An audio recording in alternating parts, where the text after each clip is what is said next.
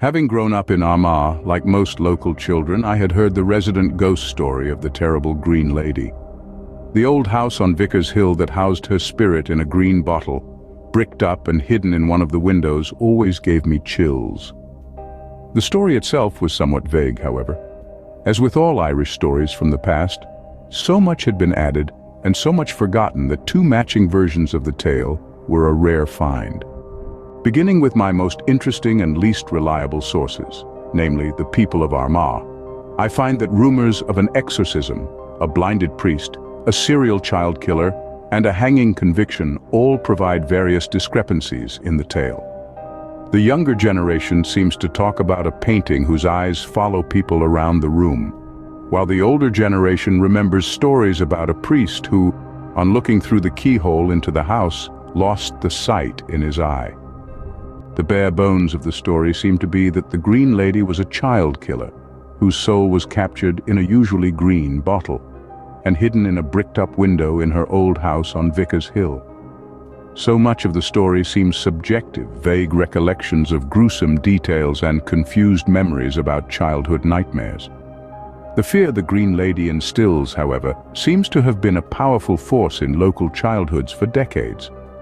Children relished the opportunity to frighten one another with the ghost story, despite the uncertainty surrounding the Green Lady's ghost, making her consistent absence of identity all the more conspicuous.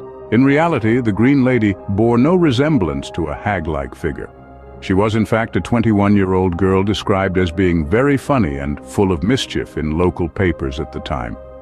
She lived on Vicar's Hill, and in 1888 was accused of drowning a 4-year-old girl from Callan Street while the girl was in her care. The story of the young woman, Belina Pryor, her trial and ultimate fate are filled much more with tragedy than with horror, and peeling away the fiction reveals an equally disturbing and fascinating truth. The death of Belina's father several years previously had left her somewhat altered. She is reported to have been prone to fainting fits and had a tendency to appear paralyzed when shocked. A strained relationship with her mother, who wanted her to go on the stage, had resulted in problems at home and led Belina to make arrangements to move out. Other than that, Miss Pryor had seemed a girl of a kindly nature, often spending all of her pocket money on the children of the poor. On the 27th of March, 1888, a young child named Annie Slavin was found drowned in the boiler, having been left alone with Belina. The confusion that followed seems to have been the source of the case's mystery. Belina presumably left the child in the boiler, where she drowned in 12 inches of cool water. Suffering from shock, Belina had once again been paralyzed and was unable to help the child.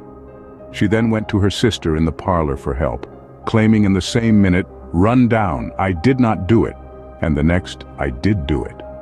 Belina's reaction to the accident, her lack of sense and abnormal eyes in the direction of an insane mind, led doctors Gray and Palmer to the conclusion that she was suffering from hysteria.